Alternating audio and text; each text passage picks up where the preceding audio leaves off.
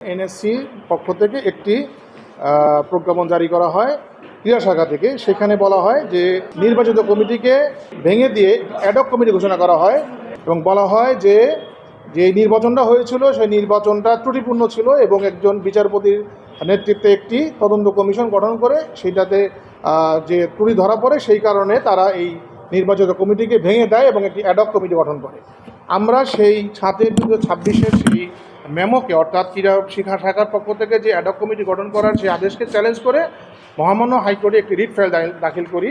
সেখানে আমরা 7 জন আইনজীবী পাবলিক ইন্টেলিজেশন ফোরামে সেই রিটটা দায়ের করি। এখানে আমরা যে কারণে চ্যালেঞ্জ করেছি যে জাতীয় ক্রীড়া পরিষদ আইন 2018 যে সেকশন অনুযায়ী এই অ্যাডহক কমিটি গঠন করা হয়েছে, সেখানে অ্যাডহক কমিটি গঠন করার ক্ষেত্রে 2টা প্রভিশন বলা আছে। নির্বাচনকে প্রশ্নবিদ্ধ নির্বাচন বা নির্বাচন ত্রুটিপূর্ণ হওয়ার কারণে কোনো অ্যাডহক নির্বাচিত কমিটি ভেঙে দেওয়া যাবে না।